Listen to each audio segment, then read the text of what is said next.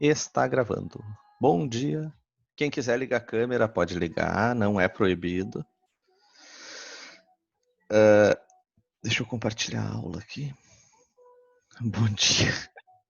Falar também dá, Roberta, não precisa escrever no chat. Não tem problema ter voz de sono.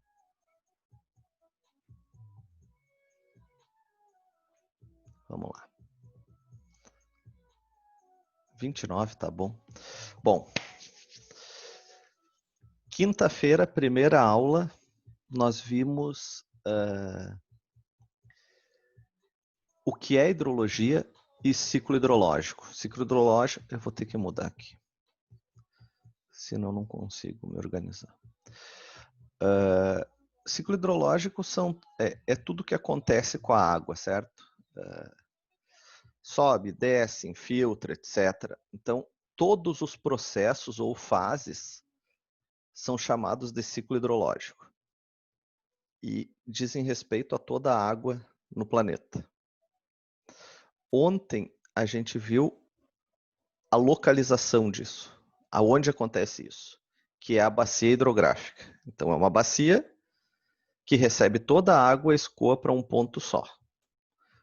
Hoje e segunda, nós vamos afinar esses processos do ciclo hidrológico. Vamos ver os 4 principais. Hoje, precipitação e evaporação. Segunda-feira, infiltração e interceptação. Certo? Então, são processos, fases internas ao ciclo hidrológico. Nós só vamos afinar mais eles. Todo mundo já viu isso, fora a interceptação, que pode ser que ninguém tenha visto até hoje, que é uma coisa um pouco diferente, mas o resto eu tenho quase certeza que todo mundo já viu. A gente só vai aprofundar um pouco mais isso, certo? Começamos com precipitação. Me interrompam, tá, gente? Não entendeu, interrompe. Bom, precipitação, o que diz o conceito do Tuttilia? É entendida em hidrologia como toda a água proveniente do meio atmosférico que atinge a superfície terrestre. Então, a água vai estar em forma de vapor na atmosfera, vai baixar a temperatura de alguma forma, são várias formas, nós vamos ver melhor isso, e vai formar gotículas ou flocos, ou seja lá o que for, e vai descer, precipitar, vai baixar. Isso é o fenômeno chamado precipitação. Na engenharia, nós usamos a precipitação como entrada. Então, eu vou ter uma precipitação e a partir dessa precipitação, agindo numa bacia hidrográfica, vai gerar uma vazão. Então, eu tenho que saber a precipitação, é a entrada do sistema, certo? O que é interessante aqui? Ó? Diversas formas. Neblina. Neblina não deixa de ser o orvalho, que aqui no Rio Grande do Sul chamamos de sereno, que quando a temperatura baixa, é um processo de precipitação que não chega a formar gotículas. É muito fino, então está baixando isso. Isso é chamado de a neblina em maior densidade, certo? Chuva, que é o mais comum, granizo, orvalho, geada. Eu lembro que eu aprendi quando criança que geada não cai, se forma. Há autores que defendem que ela cai. Chuva gelada. Então, todo o processo descendente da água é... tá faltando neve aqui. É precipitação, certo? Qual a diferença entre as precipitações? Temperatura. Eu tenho vapor na atmosfera e eu baixo a temperatura muito rápido, sorrateiramente. Granizo. Então, congela e forma pedras de gelo. Se eu baixo muito a temperatura de maneira lenta, neve, forma flocos. O mais natural é baixar não tanto a temperatura de maneira lenta, que vai formar chuva. Então, assim, ó, entendam que o processo de precipitação não dá para dizer que é contínuo, mas ele é bastante longo, porque não é só quando está chovendo. A noite inteira tem orvalho, o nosso sereno. Isso é precipitação. Em menor escala, claro, uma precipitação menor, mas está acontecendo.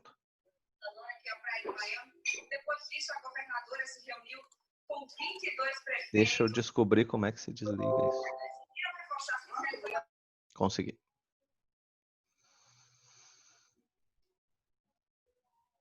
Certo? Então, assim, qual outro?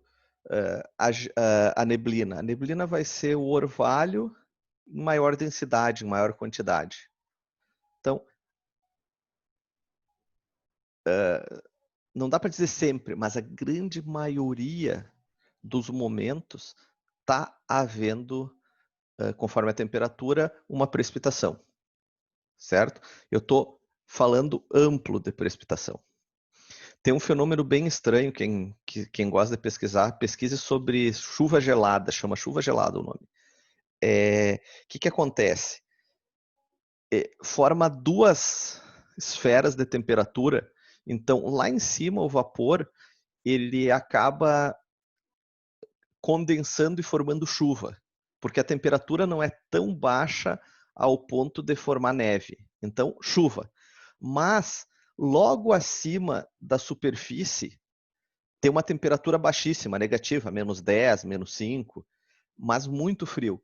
De forma que essa gota que saiu lá de cima como gota, como chuva, no que chega na superfície congela, porque está muito frio. E o que acaba acontecendo? Tem um telhado, cai uma gota, congela, outra e acaba formando um peso gigantesco em cima. Isso é muito raro, não acontece aqui na nossa região, hemisfério norte acontece. Mas quebra árvore, cai telhado, é horrível. Pesquisem, é bem interessante. Tá? Formas de precipitação são essas. A partir de agora, nós vamos falar de chuva, que é o que interessa na engenharia, certo? Então, toda precipitação que eu falar a partir de agora é forma de chuva. Não que as outras não existam, mas nós vamos drenar para a chuva, ok? A precipitação, então, tem três grandezas. A altura, que é quanto precipitou. A partir de agora, chuva, tá, gente? Quanto choveu. Duração, quanto tempo choveu.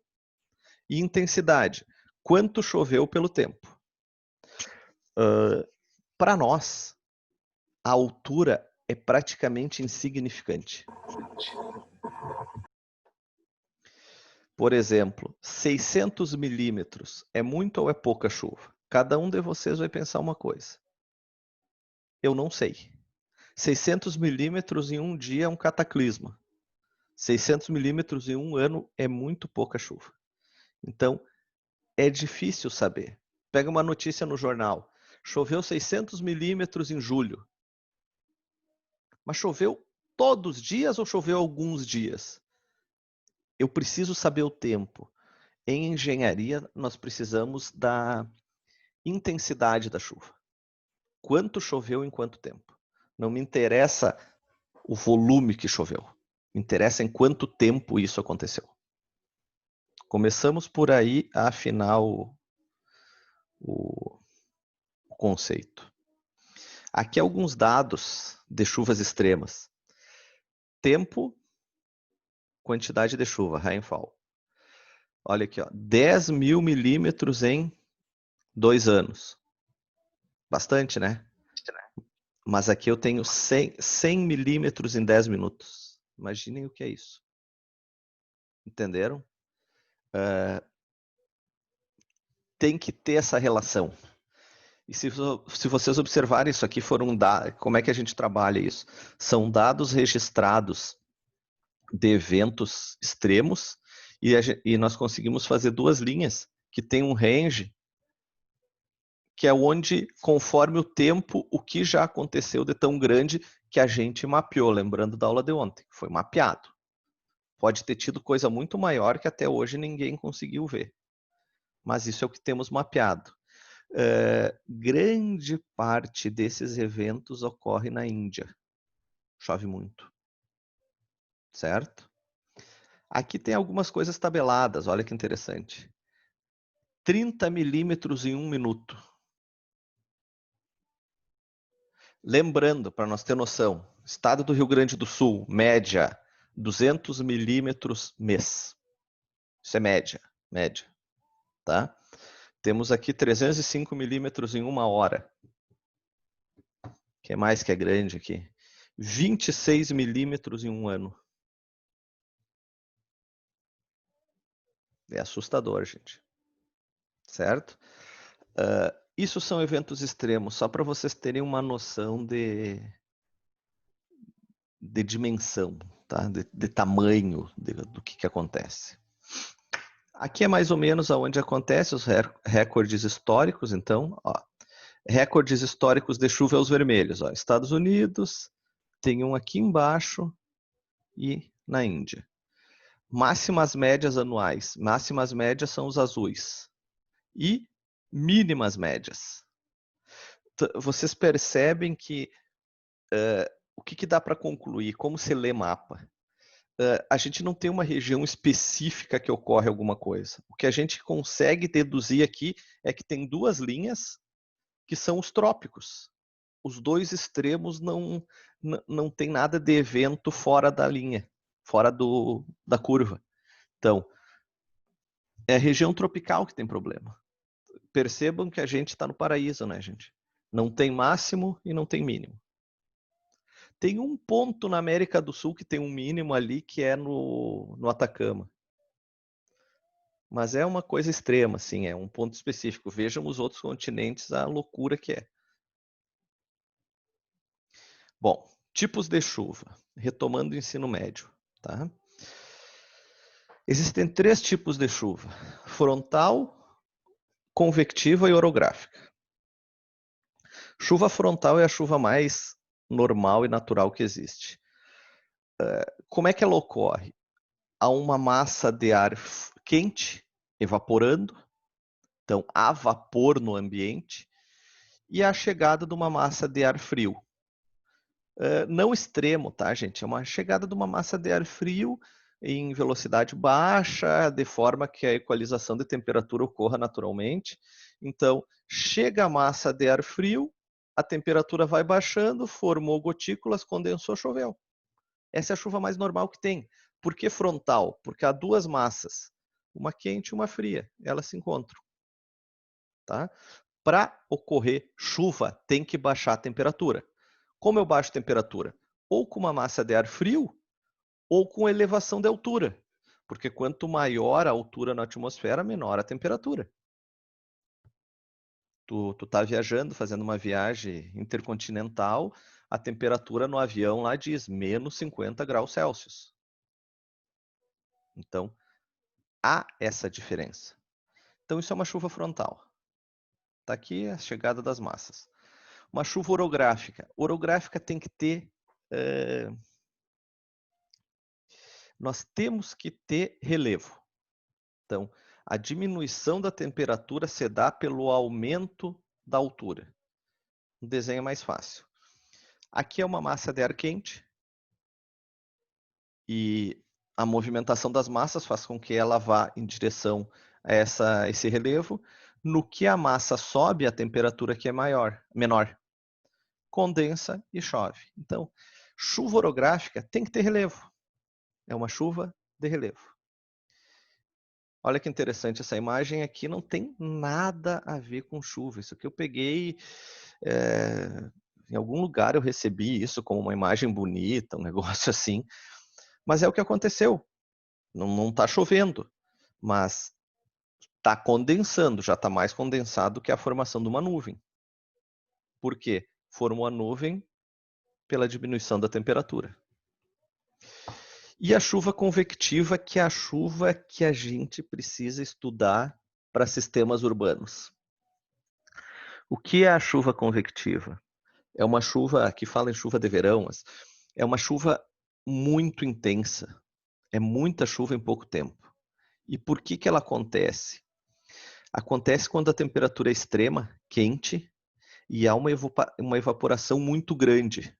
Está evaporando muito, tá saturando o ambiente. Ele está tão saturado que essa temperatura vai baixar em determinadas alturas e vai, tipo assim, imaginem que o sistema natural ele precisa ele precisa fazer alguma coisa para diminuir aquela evaporação tão grande. Então, isso acontece no verão, aqueles dias extremos, quentes.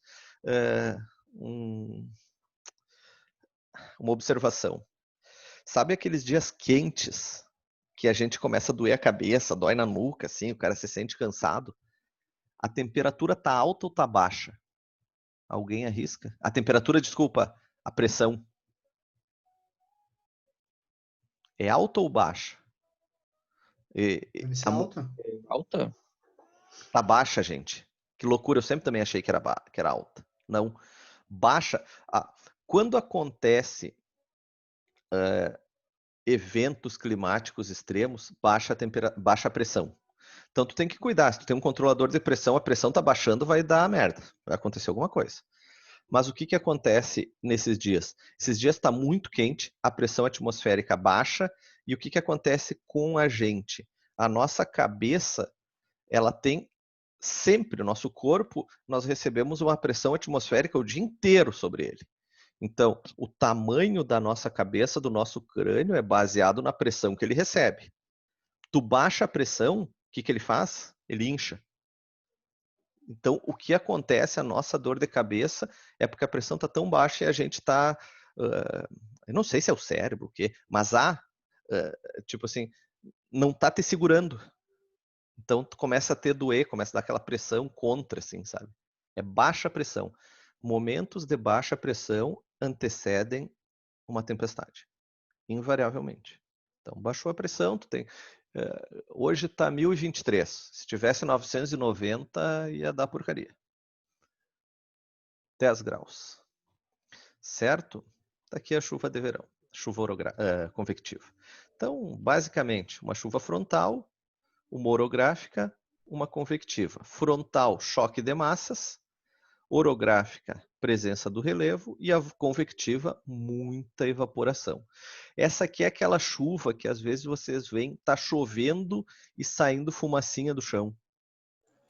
Tá Professor, evaporando junto. Oi.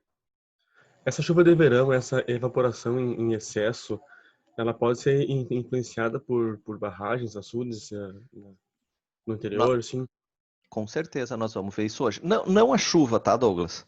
Mas a evaporação é extrema em qualquer massa de água. Nós vamos ver uns casos bem extremos mais para o fim da aula, que a gente vai ver a evaporação hoje.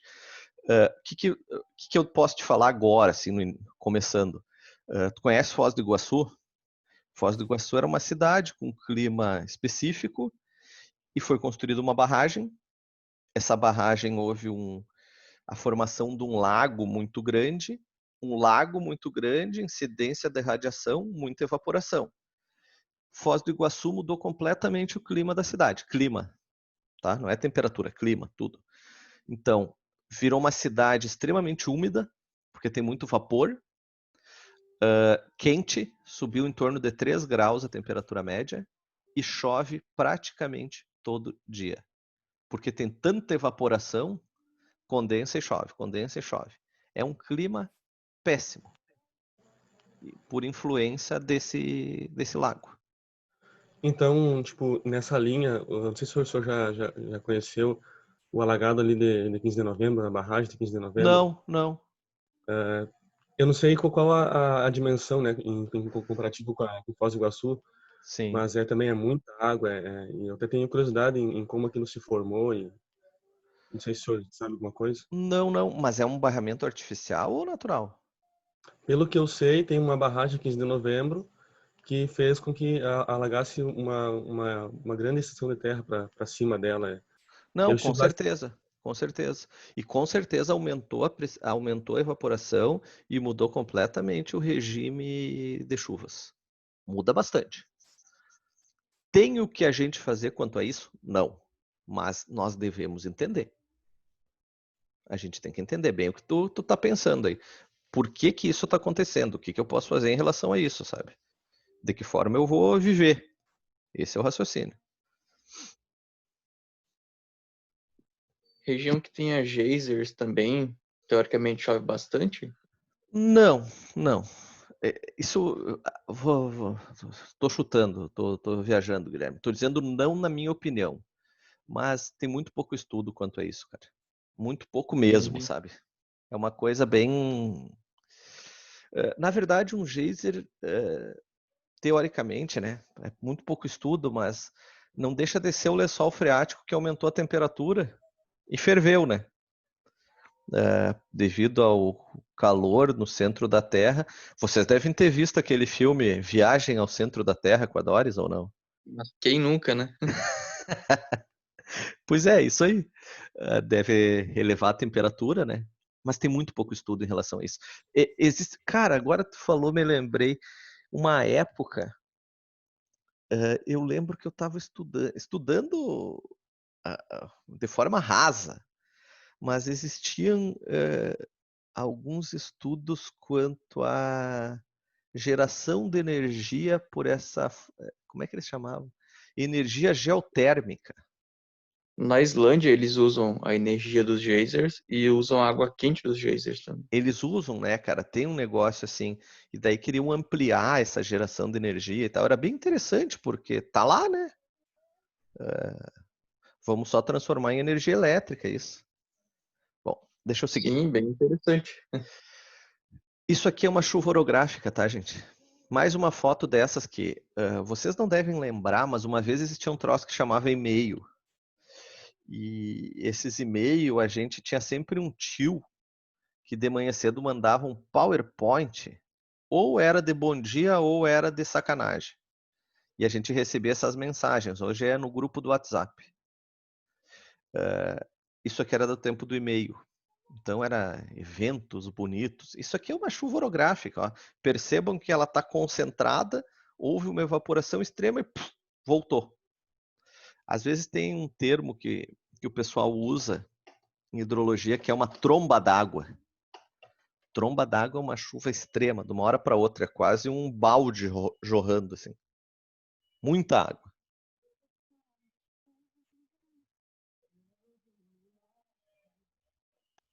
Vai ter que atender. Não, não vou atender. Alguém vai atender. 9, 10 horas, a Tata tá aí ainda. Deu para vocês ouvir? Eu não vi. Ah, bom, tá. Pá, eu ia dizer que esse meu microfone Não, mas eu escutei. é que o teu ouvido é melhor. Voltamos às nuvens, já falei disso ontem. Ó, quando a aula é de uma semana ou outra, então uma semana atrás todo mundo já tinha esquecido, mas a gente teve aula há 13 horas.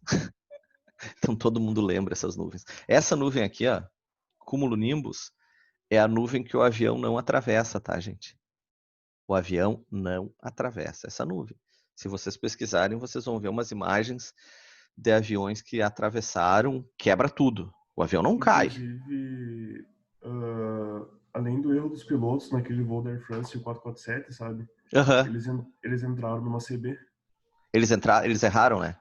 Isso, além do erro do piloto, daí eles entraram na CB, entupiu o tubo de pitot, daí se foi. Deixa eu só ver aqui um pouquinho, gente. Só um pouquinho.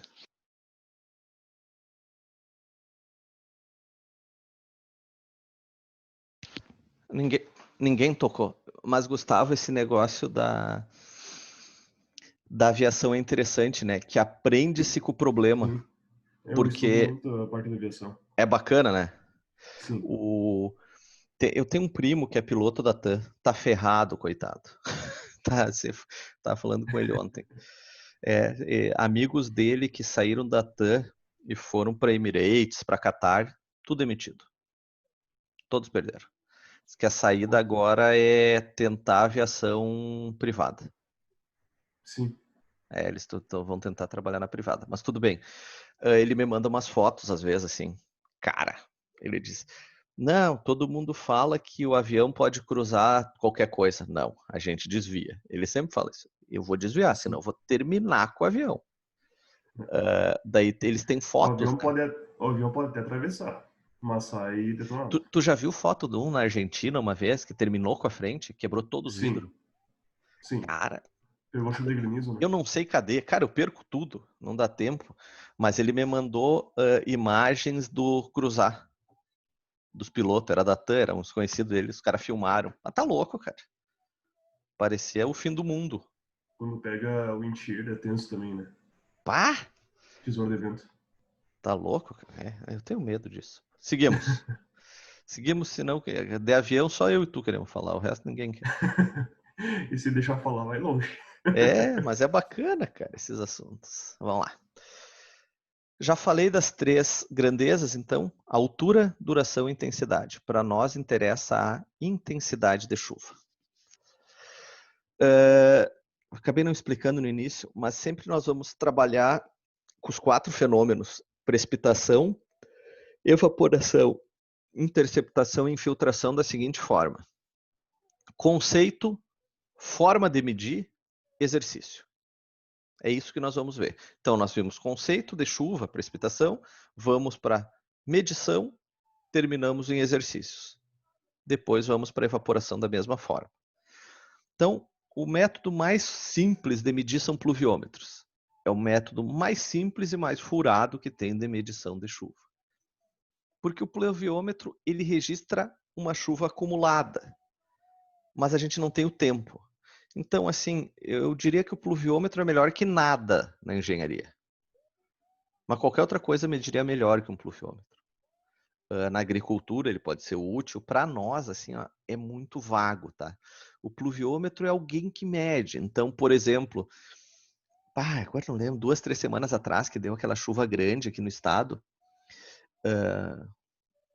os parentes mandaram foto, choveu tantos milímetros. Cara, alguém tinha olhado se o pluviômetro estava seco antes?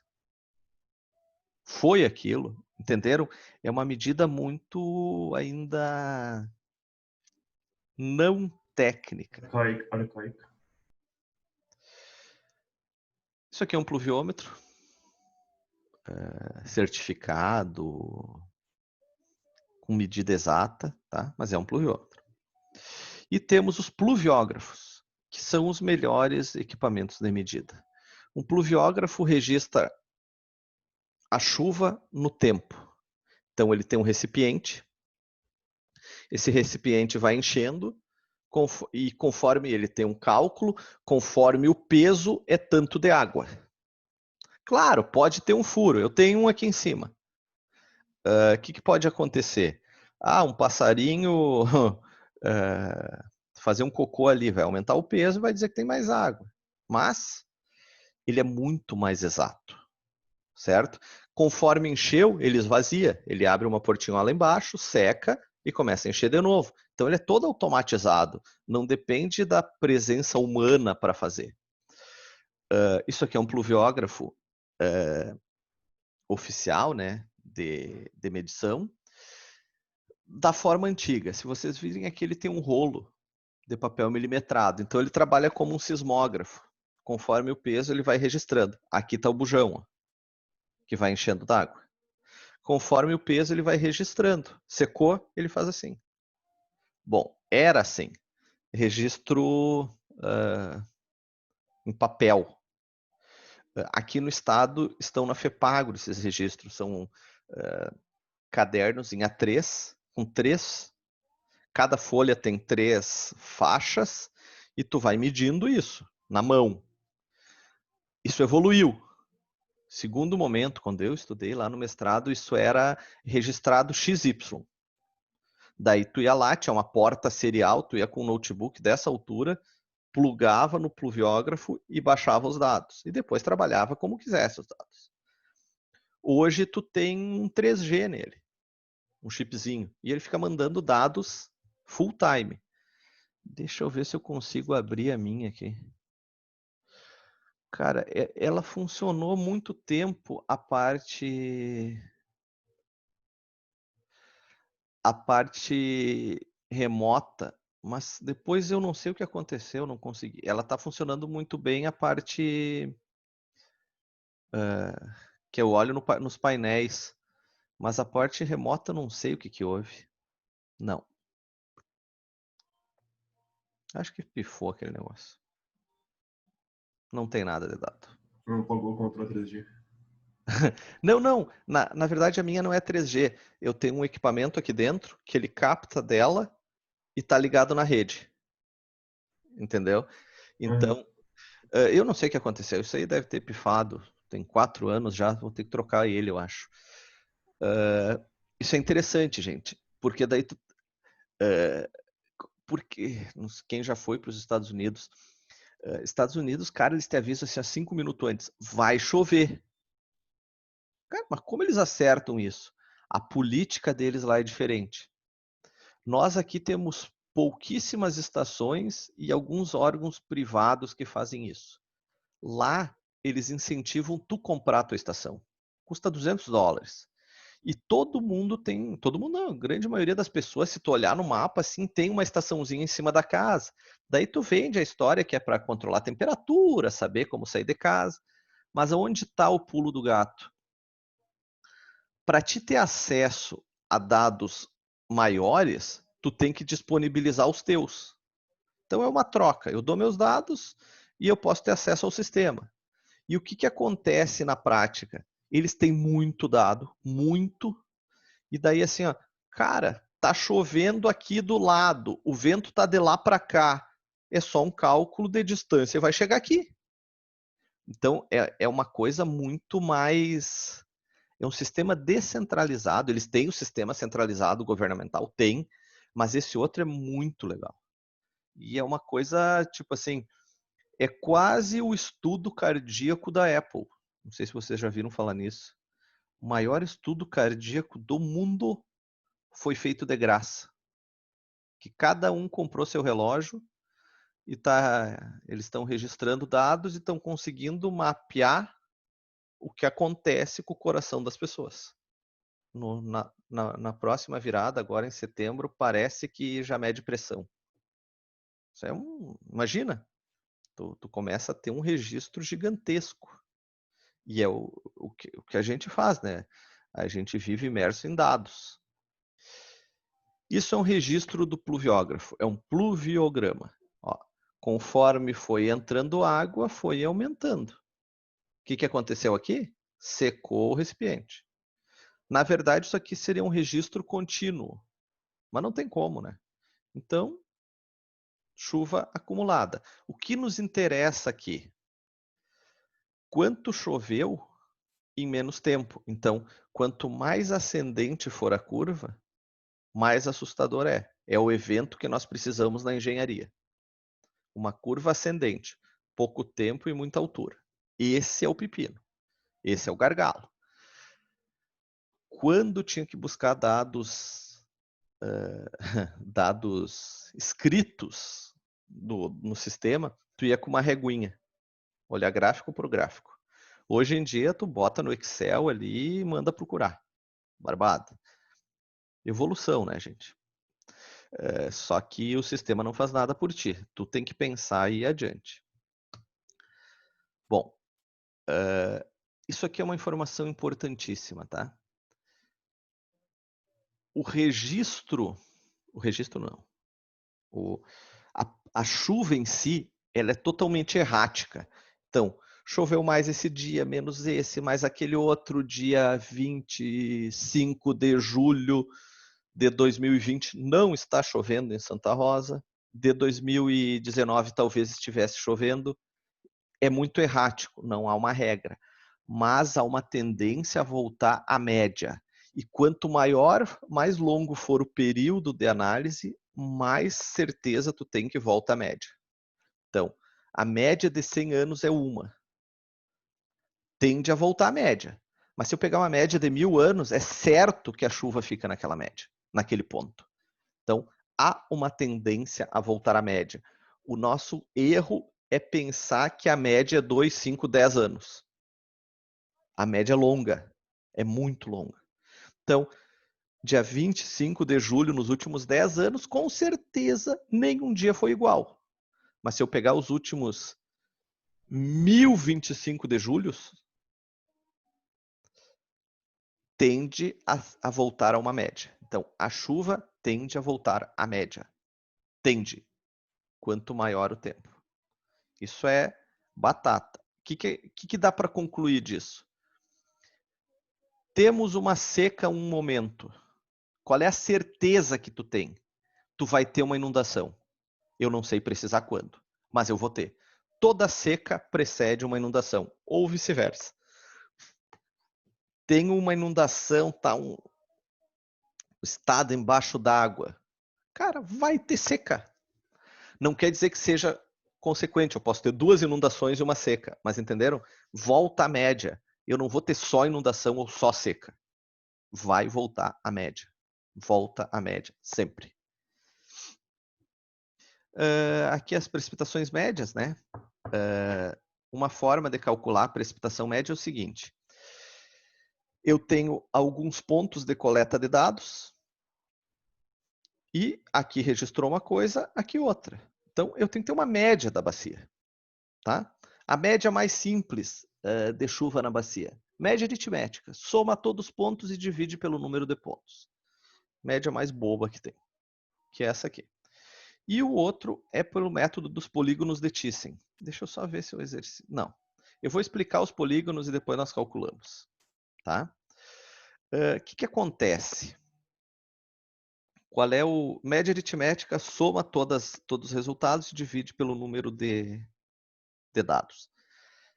Mas os polígonos, ele considera um peso diferenciado. Por exemplo, se esse ponto aqui está mais para o meio e esse está mais para a ponta, quer dizer que esse aqui sofre mais influência. Então, tu usar uma média aritmética, tu está dando valor a mais para o que não precisa. Esse é o raciocínio. Então, tem um método. Como todo método tem erros, mas existe uma linha de raciocínio, que é chamado polígonos de Thyssen. O que ele faz? Aqui temos uma bacia, o rio em laranja, 3 pontos de coleta de dados, 3 pluviógrafos que coletaram esses dados. Se eu usar a média aritmética aqui, eu vou somar os 3 e dividir por 3. Mas percebam que esses 2 têm muito mais peso que esse aqui. Porque esse aqui está fora da bacia. Tá? Então, o método dos polígonos é uma forma de tu registrar isso, tu calcular isso, que considere o peso e a participação de cada um.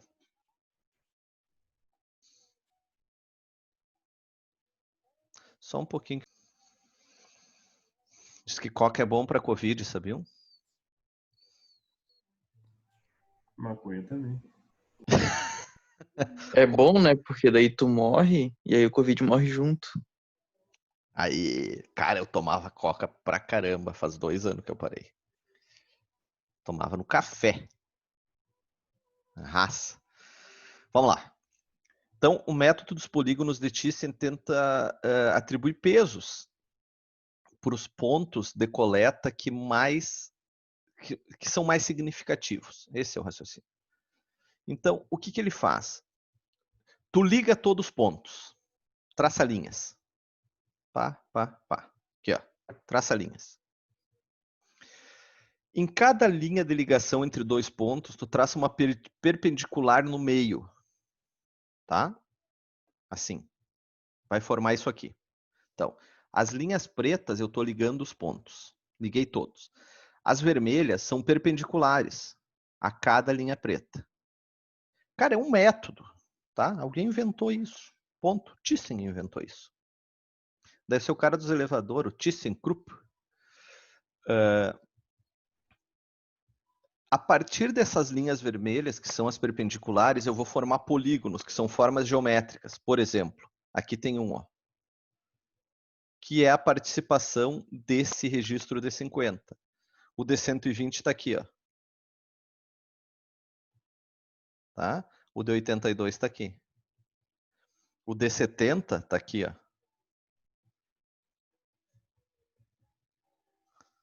Certo?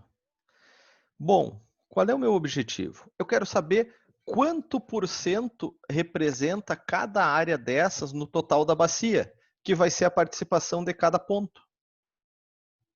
Então, com certeza, esse que registrou 70 tem muito mais participação que o 120, porque ele representa mais na bacia. Esse é o raciocínio. Ó, eu não tenho como cobrar isso de vocês em prova. Esqueçam. Eu já fiz isso em prova. Tem uma forma de fazer isso correta. Eu vou ter esse mapa no CAD e vou medir áreas. Em prova não tem como, tá, gente? Não tem como medir área. Então, o que tu faz? Tu vê porcentagem, mais ou menos. Aqui, ó. 30%, 40%, 15%, 10% e 5%. Cara, tu sabe qual é maior que qual, mas tu não sabe exato quanto é. E uma vez eu fiz uma prova, vocês acreditam que todo mundo botou a mesma porcentagem, que raciocínio, como é que se diz assim? Raciocínio comunitário, todo mundo meio na mesma linha de pensamento. Eu achei fantástico, assim, uma turma tão unida. E o mais interessante, a prova foi em Ijuí num dia, em Santa Rosa no outro. No outro dia, as pessoas de outra cidade pensavam também parecido. Isso é uma união bonita, né? Daí eu parei de botar isso em prova, não tem como.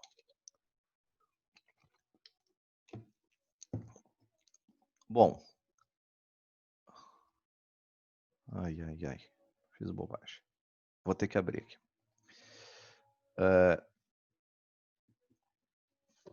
Qual é que é a chuva média? Vai ser quanto por cento cada área representa no total, vezes a leitura do ponto. Tá? Agora a frase mágica. O que eu preciso de cada um de vocês em relação a isso? Para que serve os polígonos de Thyssen? Cálculo da chuva média. Eu não sei quantas vezes eu já ministrei essa disciplina. Eu vou até fazer esse scout hoje, pegar no sistema.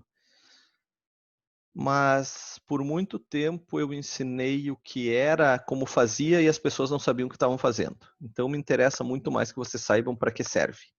Cálculo da chuva média, certo? Então, primeiro método. Uma vez também, gente, eu adoro contar história.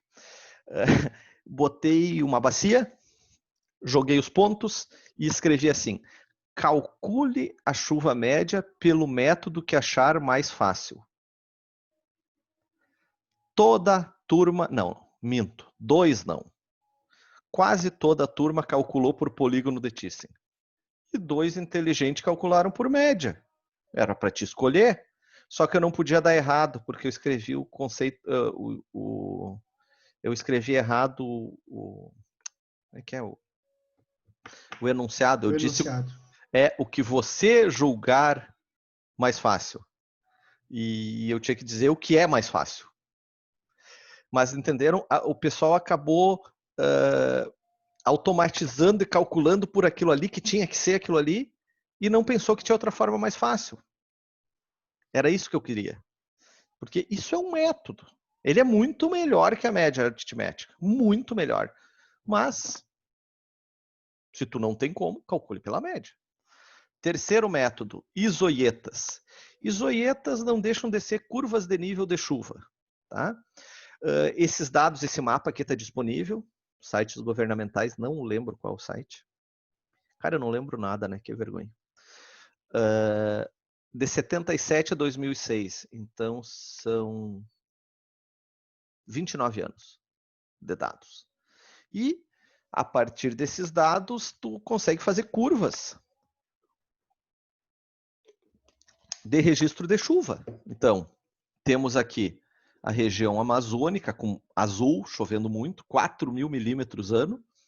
Região do Nordeste, com pouca chuva. Rio Grande do Sul, metade sul, muito pouca chuva. Metade norte, muita chuva. Só que, percebam, aqui está só o estado. O azul do nosso estado é 2.000 milímetros ano. Quando nós entramos no Brasil, a gente fica numa média. A gente não chega a ser azul, porque o azul é aqui o da Amazônia de 4.000. Uma coisa que me chama bastante atenção, que eu falo de peito aberto aqui, que eu não sei explicar, é como não chove no Nordeste. Eu não consigo entender. Eu já vi N explicações, mas não consigo entender pelo seguinte: nós temos todo esse oceano aqui, nós temos uma temperatura elevada, favorecendo a evaporação, então não tem lógica chover mais aqui que aqui. Tem alguma coisa que a gente ainda não entendeu. Que nem o Covid. A gente ainda não entendeu o fator como é que se diz assim, o virar a chave do Covid. Isso aqui é o problema. Porque tem cara muito ruim de saúde que pega e não tem nada, e tem cara bom de saúde que morre. Então tem alguma coisa ali que ninguém entendeu. E o Nordeste não tem explicação, gente. Não tem lógica. Porque ali é quente. Quente tem vapor tem chuva. Tem algum fluxo do vapor que está indo para o outro lado, não está explicado. Outra coisa, um parêntese na nossa aula. Transposição do Rio São Francisco.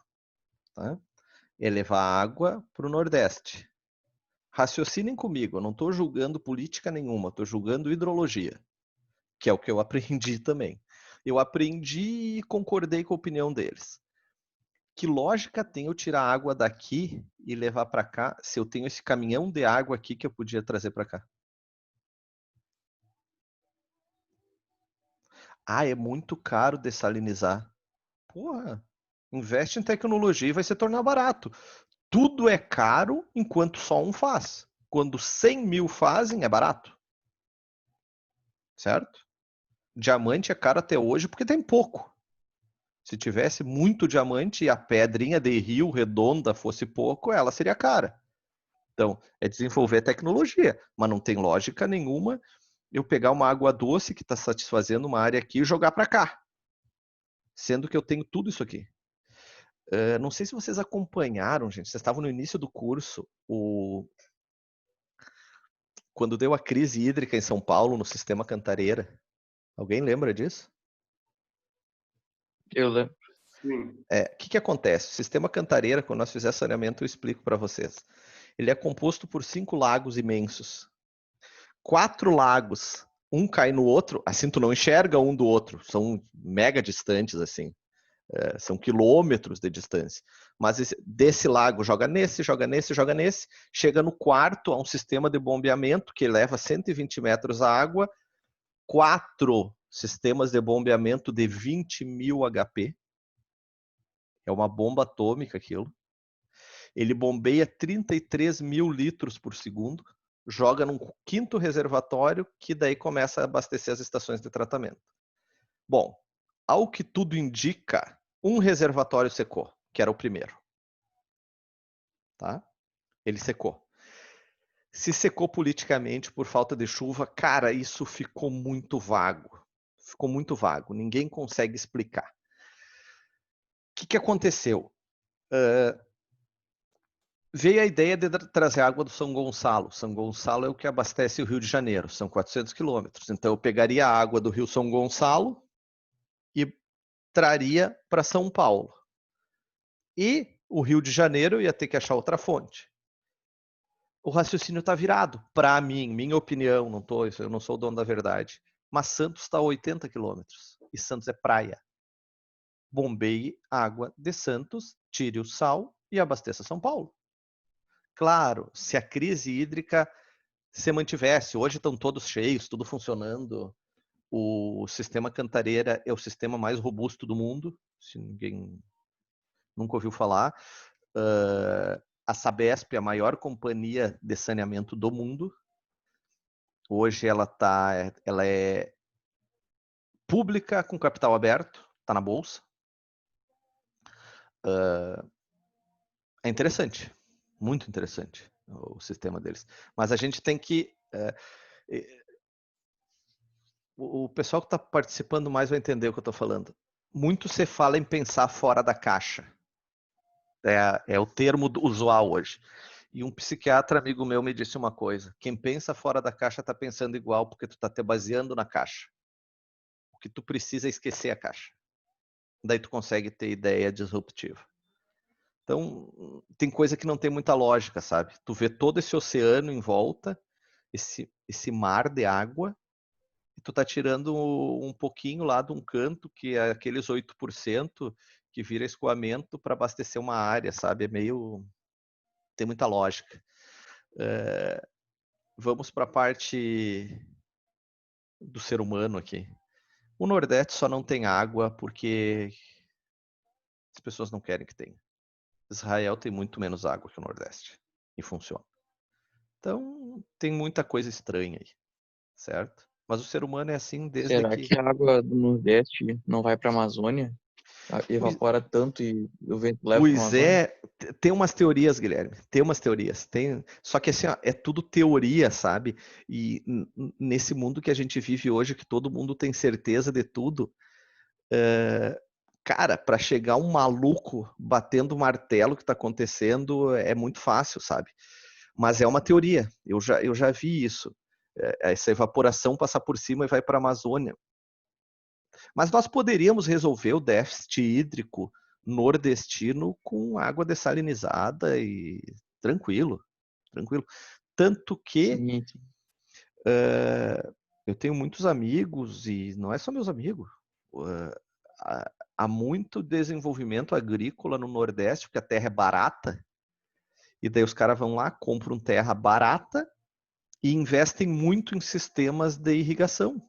Os caras estão ganhando rios de dinheiro, porque a terra aqui é muito cara. Então, e não tem mais para onde expandir, né? Tu não consegue mais expandir uma fazenda no Rio Grande do Sul porque é muito caro. São grandes produtores.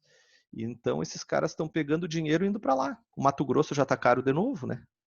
Cara, tem muita gente investindo lá. Muito. Seguimos a vida. Chuvas intensas são precipitações máximas, tá? Chuva intensa é a chuva que a gente precisa em engenharia urbana. O que acontece? É uma chuva forte, grande quantidade em pouco espaço de tempo.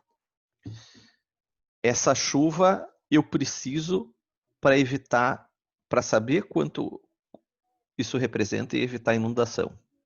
Essa é a minha chuva gargalo, certo? Isso aqui são chamadas curvas IDF. O engenheiro projetista não cria curvas IDF.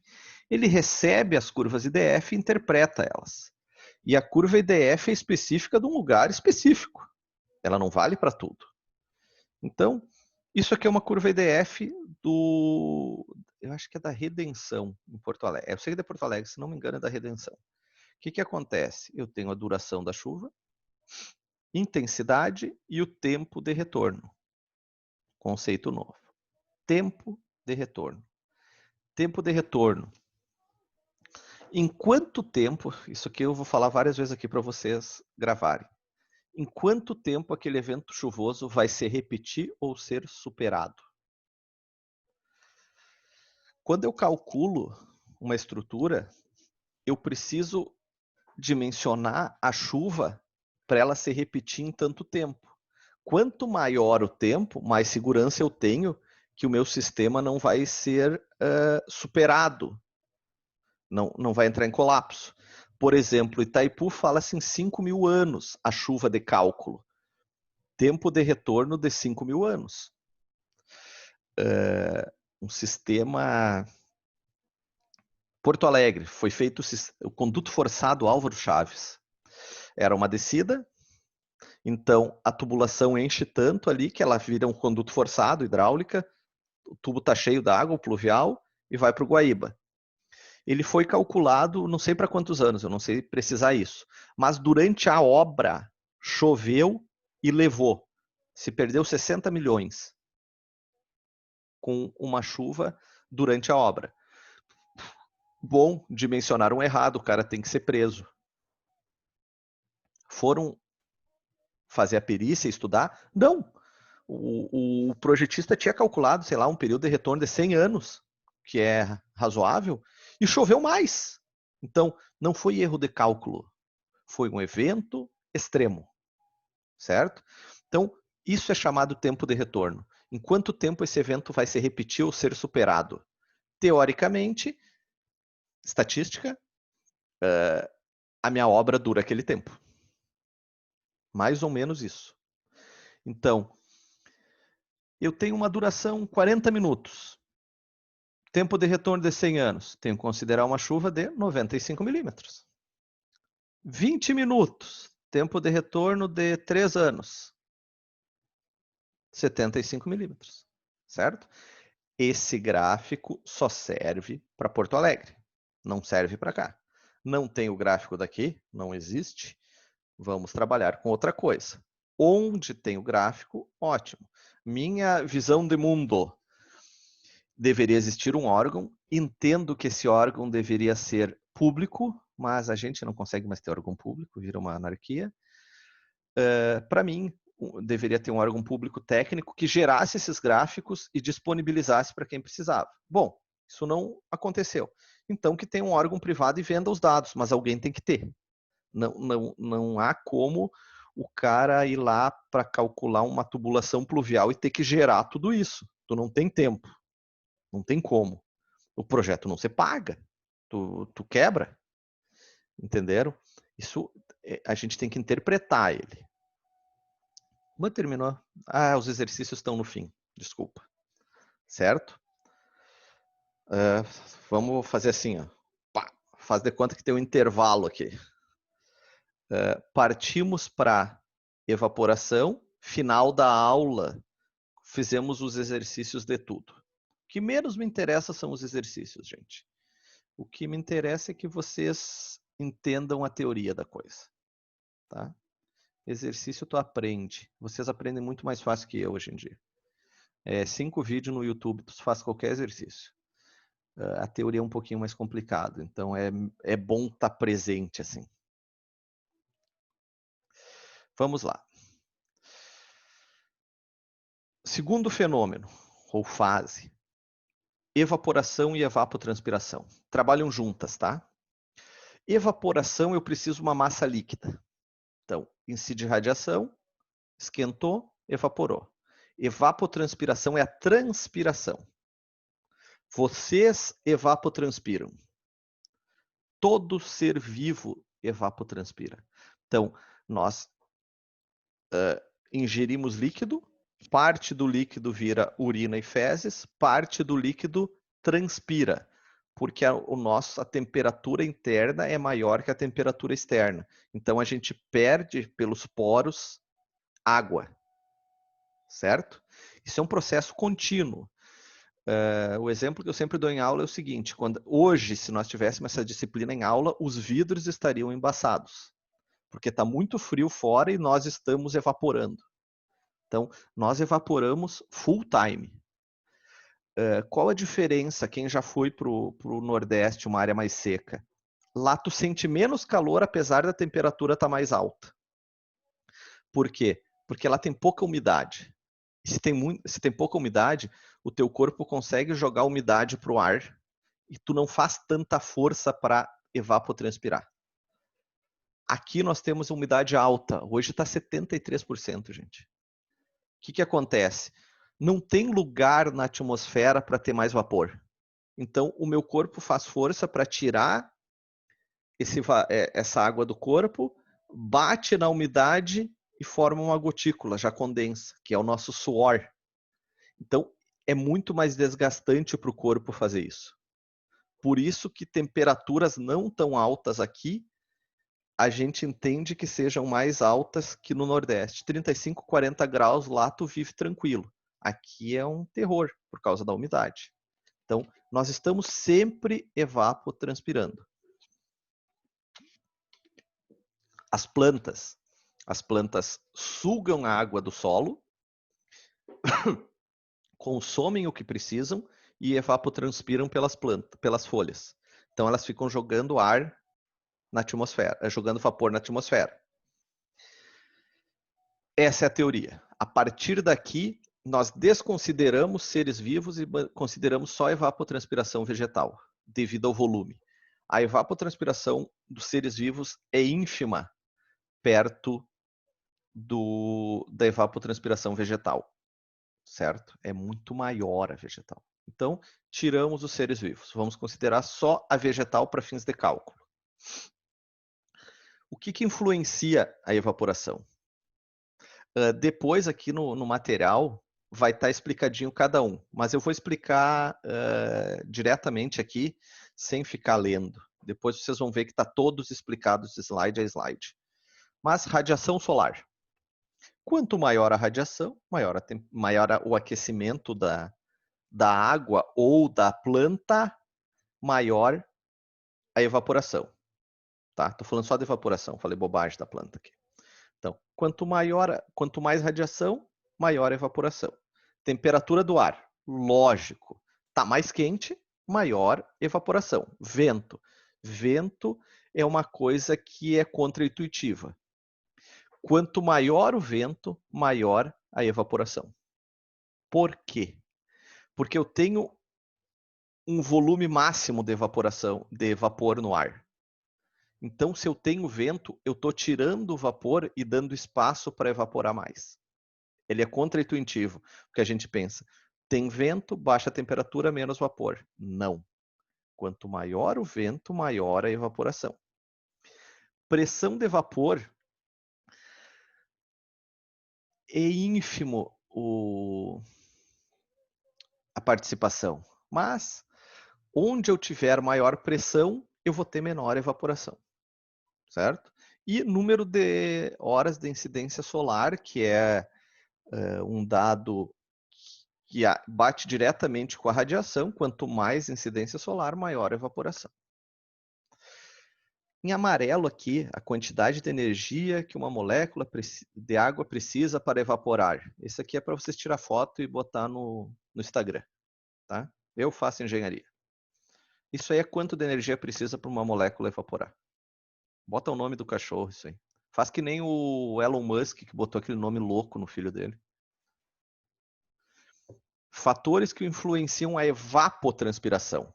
É a mesma coisa da evaporação, mas tipo do solo, que conforme o tipo do solo vai ser mais fácil drenar a água, e umidade presente no solo.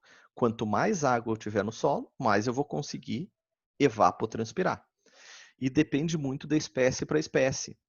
Espécies mais consumidoras de água, eucalipto, pinos, essas espécies que crescem rápido.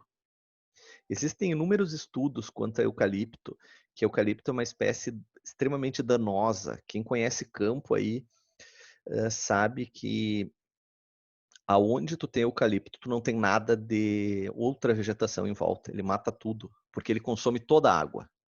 Não que ele seja do Não seria mal. o Pinus? Oi?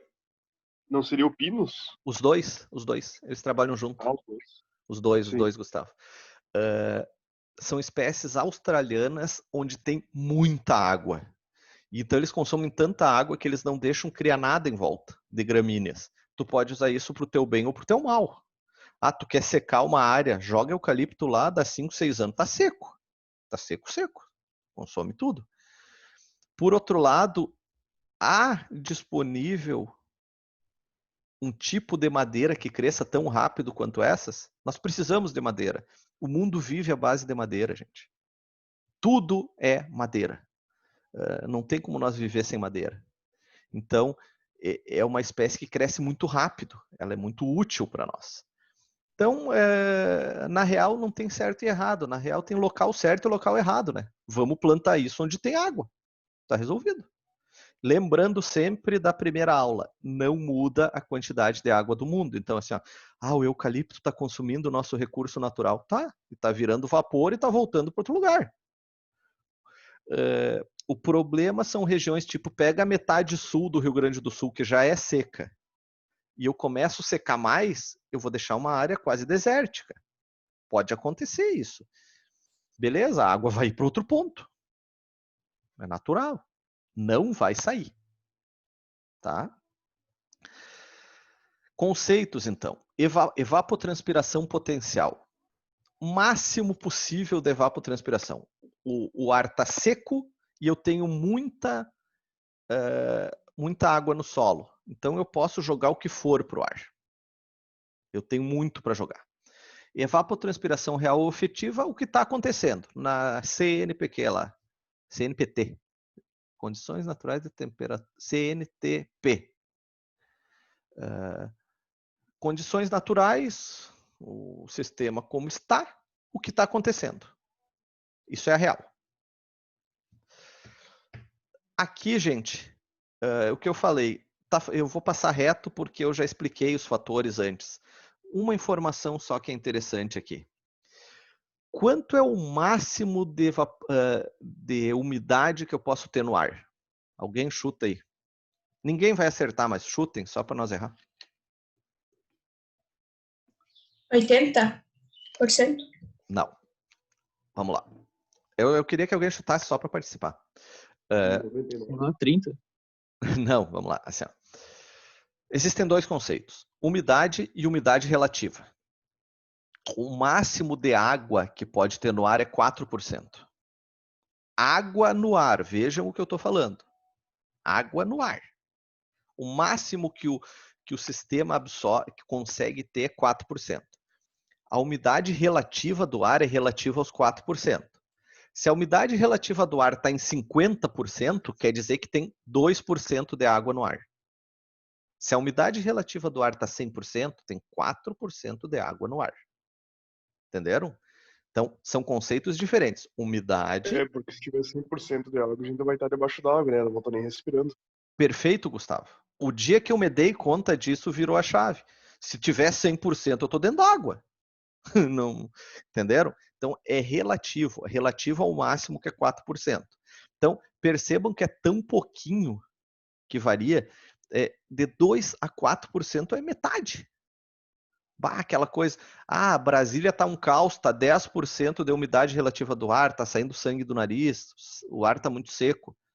Sim, tá 0,4% de água no ar. Então, qual é a máxima umidade relativa? 100%.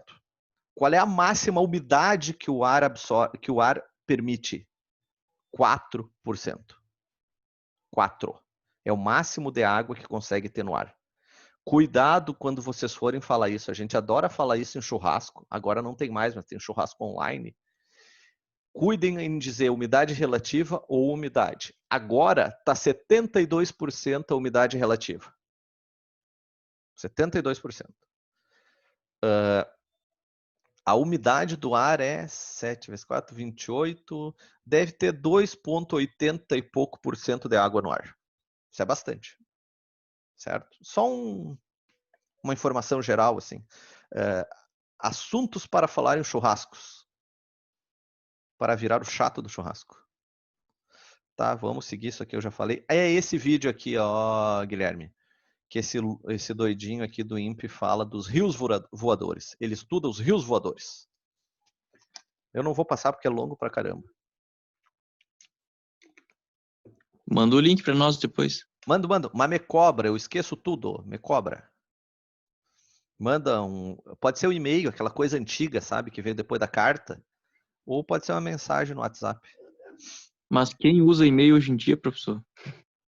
Eu.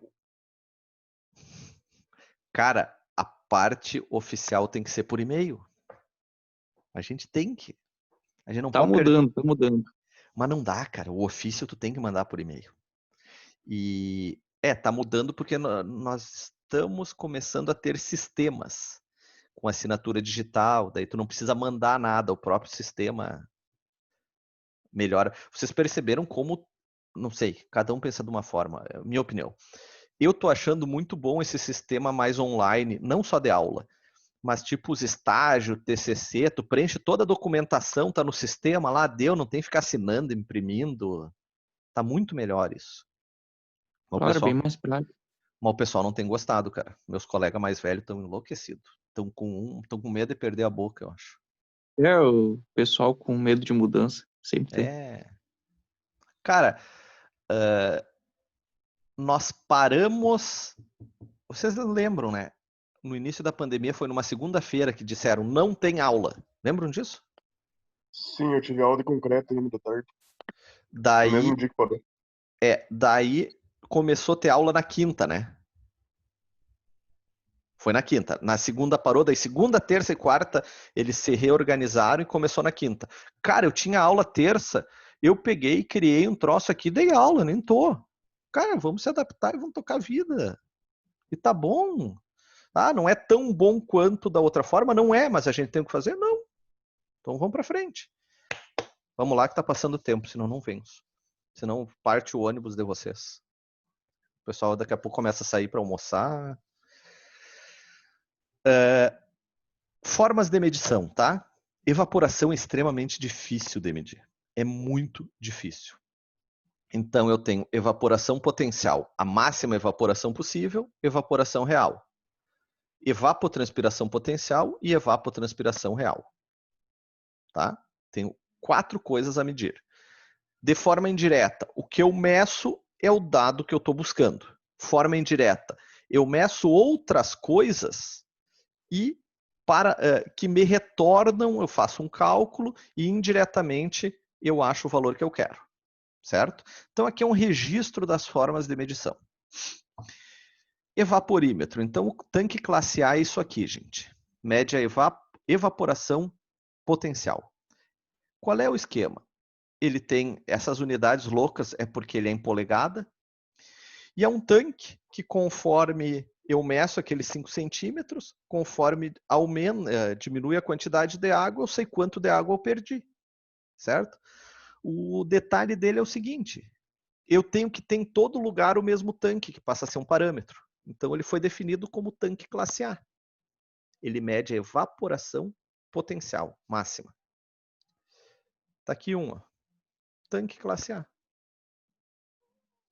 É um tanque cheio d'água, que vai perdendo água por evaporação. Esse aqui é o evaporímetro de Pichot. É tipo uma pipeta graduada. Tu enche ela de água e aqui embaixo tu bota um anelzinho, que é de um material, é tipo um feltro, assim, um papel. Tem que ser o mesmo, certificado. O que acontece? A água pressiona, satura ele e ele vai perdendo água por vapor. Então a gente mede quanto está baixando aqui.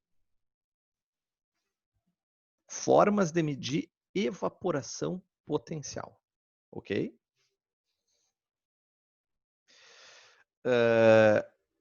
Método de Penman, nós vamos ver depois, é um método indireto de medir evaporação potencial. Então, é um cálculo, todo cálculo há uma parcela de simplificação. E evapotranspiração real. E tanto evapotranspiração como evaporação real é por lisímetro. Lisímetro é um equipamento, gente. Ponto. Eu comprei o equipamento e ele mede. Deu. Não tem mágica nisso. Só que ele não é lá uma coisa tão precisa. É o melhor que nós temos com a tecnologia atual. Ó. Não, esse aqui não dá para ver. Cadê ele? Está aqui ele. Na verdade, é um material poroso e ele vai sugando água. E eu percebo quanto de água está perdendo. Tu instala ele dessa forma, ó, solo, tu deixa um local úmido e instala o lisímetro. Confesso que eu não gosto disso. Tá? Só faça um exercício aqui, ó. Evapotranspiração real. Eu só estou falando da vegetal, tá? Eu tirei os animais da biosfera. A biota. Imagina como é que eu vou medir quanto cada planta está evaporando ou evapotranspirando. Eu teria que medir por folha. É impossível fazer isso. A única forma de fazer isso seria encapsular as plantas numa lona, só que daí já muda o clima, já vira outra coisa. Então, não tem como medir. Só se usar esse lisímetro que dá uma medida meio não tão real. Tá bem? Vão ver esse meu vídeo e vão me massacrar, os fabricantes, se alguém olhar. Mas eu não acredito muito. Se alguém acha que me convence, tente. Que eu vou ser convencido. Eu não lembro quem comentou no início da aula, acho que foi o Douglas, foi? Perguntando do reservatório de 15 de novembro. Sim, fui eu.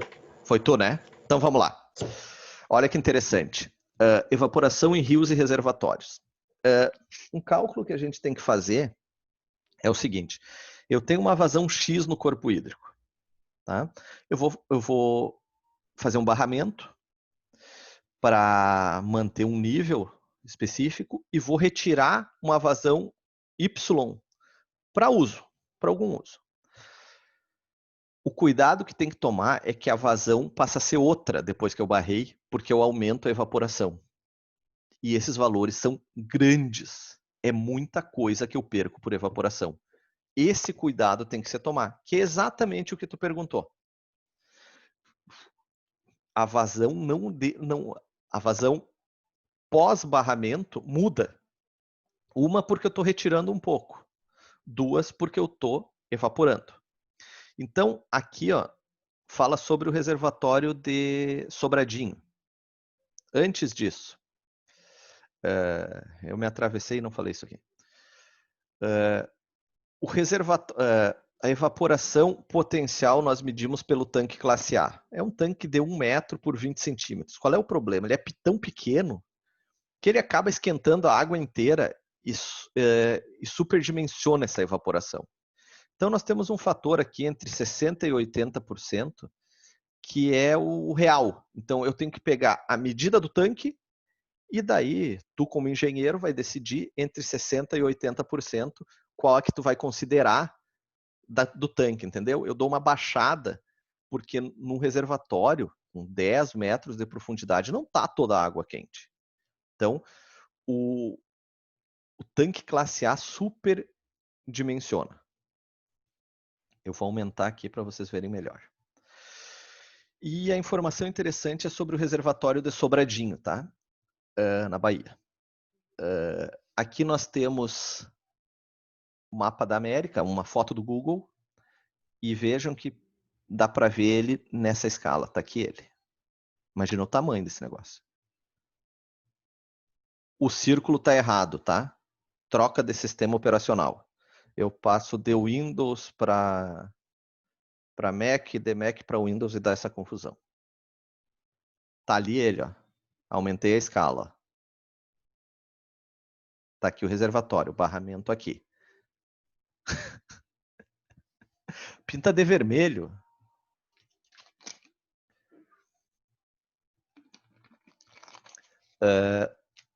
Aí! Bonito. Depois tu me ensina a fazer isso. Azul parece rio. Tem que ser pelo tablet ou pelo celular. Ah, tá aí não tem graça. Eu já tentei dar aula com tablet, mas não é igual. O barramento está aqui, gente, uma área extremamente quente na Bahia. Esse barramento está aqui. Tá? O que acontece em Sobradinho? É uma área extremamente quente, foi feito um barramento. Em torno de 4.000 quilômetros quadrados tem o lago. E o que me interessa é esse valor aqui. Ó.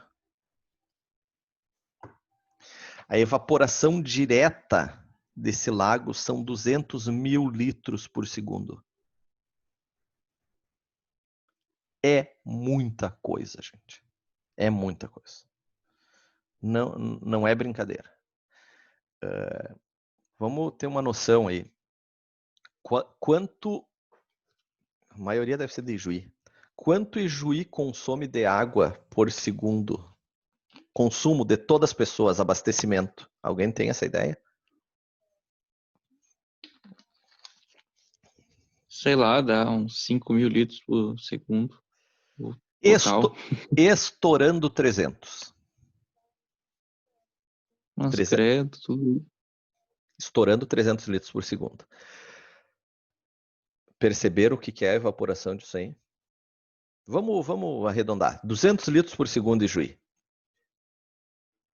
A evaporação do lago de Sobradinho é 1.000 vezes o consumo de água de Ijuí. São 1.000 Ijuís que está subindo. Mas precisa, né, gente? Para chover o que chove, tem que ter evaporado. É contra-intuitivo pensar isso, que tudo que chove evapora, mas evapora. Senão não chove. Mas era mais ou menos o que a gente falou, Douglas, que tu perguntou antes. A evaporação de lagos é extrema e assustadora. Balanço hídrico, não. Tá, vamos para os exercícios. Primeira vírgula, tá? Não se detenham muito no estudo disso. Façam, mas a minha intenção não é cobrar de vocês exercício. Eu quero que vocês entendam, tá? Então, a prova é sem consulta, né? Cada um vai estar na sua casa, são todos são todas pessoas religiosas, eu sei que ninguém vai consultar o material de aula, vai estar todo mundo quietinho, mas vocês vão ter acesso a tudo isso aqui para estudar, gente. Então, não se estressem, tá? Geralmente, quando passa exercício, o pessoal já entra em parafuso, assim. Não é isso, tá? Exercício é só para dar uma afinada na matéria. Nada além disso. Vamos lá. Primeiro exercício é sobre cálculo de chuva média. Então, temos uma bacia hidrográfica, os totais anuais de chuva nos referidos postos estão apresentados na tabela abaixo. Então, posto de coleta de dado e quanto leu cada um deles, média, registro anual. Eu quero a chuva média da bacia. Tá? Então, o problema fala aqui em calcular por polígonos de Thiessen, que é aquele método que considera pesos para cada local. Está aqui a bacia. E, primeiro ponto, interligo todos os pontos com linhas tracejadas e faço linhas contínuas, outra cor, seja lá o que for, que são as perpendiculares de cada linha de ligação dos pontos. Tá? Certo ou errado, gente, isso é uma forma que se criou para fazer e funciona. Então, calculei quanto cada área dessas representa e cheguei a essas conclusões. Deixa eu só ver uma coisa. Tinha chat aqui, eu não prestei atenção. Cadê o chat, droga? Aqui. Meu Deus, eu estou completamente atrasado. Gente, quando alguém escrever no chat, alguém me avisa. Por favor.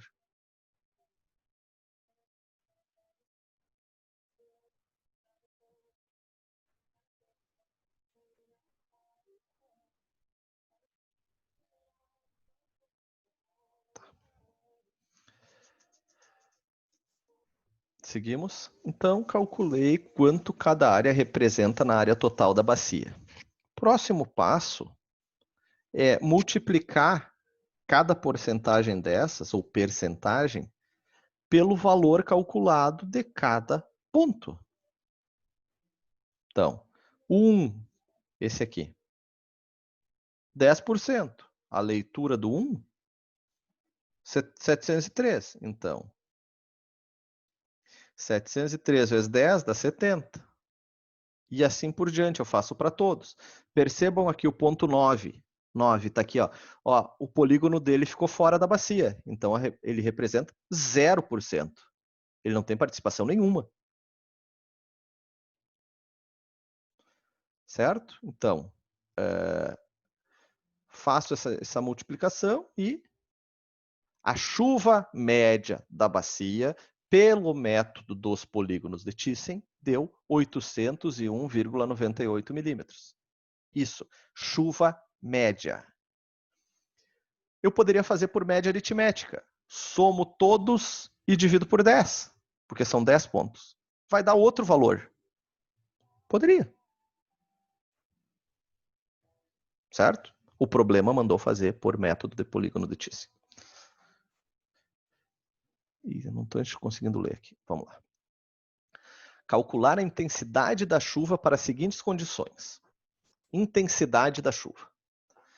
São Paulo, período de retorno de 50 anos, ou seja, eu vou considerar uma chuva que vai se repetir ou ser superada em 50 anos. Duração 80 minutos. E aqui tem um dado interessante, gente, que eu começo a falar sobre isso só nesse exercício. Isso aqui chama-se equação da chuva. A equação da chuva vale para um lugar único, específico. Então, a equação da chuva de São Paulo é essa. Ela não vale em Santos e não vale na Bahia. Ela vale em São Paulo. Tu pode criar, isso você faz por estatística, tu pode criar a equação da chuva para qualquer local. E ela vai valer só para esse local. Então, o dia que vocês precisarem isso, cheguem no município que vocês vão trabalhar e peçam o plano de saneamento. No plano de saneamento do município, tem o diagnóstico do sistema de drenagem pluvial. E lá, se o plano foi feito direito, tem a equação da chuva do município. Isso é um dado público, tá, gente? Ele não é um dado privado. Todo mundo tem acesso. Então, é interessante acessar isso aí. Bom, a equação da chuva sempre vai ser da mesma forma. Vai ter um milhar, 2 frações e uma dezena. Tempo de retorno, duração da chuva. A partir do que tu tem a duração da chuva, o resto é brincadeira, né? Eu tenho a equação da chuva. Até agora, daí é só substituir, botar 50 aqui, 80 aqui. Tempo de retorno em anos, duração em minutos. Cuidado, não é a mesma unidade. Certo? Para esse dado, a intensidade da chuva é 59,3 milímetros hora. Tá? Em todos os exercícios eu vou falar a mesma coisa. Não se estressem com exercícios. Eu quero que vocês entendam a matéria. Certo? Exercício tem YouTube. Esse troço vai ficar salvo para o resto da vida. Não vou apagar mais. O seguinte gráfico representa uma parte do registro de precipitação em dada estação, onde, à medida que a água cai no recipiente coletor, a pena da caneta do pluviógrafo registra a altura relativa ao peso de água no recipiente. Sabendo-se que no eixo do tempo ocorre a 0 hora do dia 10 de agosto de 71, faz-se 4 perguntas. Bom, primeira pergunta. Qual foi a intensidade média da precipitação entre as 6 e as 12 horas do dia 10 de agosto? Aqui está o gráfico. Isso aqui é um registro de pluviógrafo, tá, gente? Só fiz reto, não fiz em curva para ficar mais fácil. O que acontece?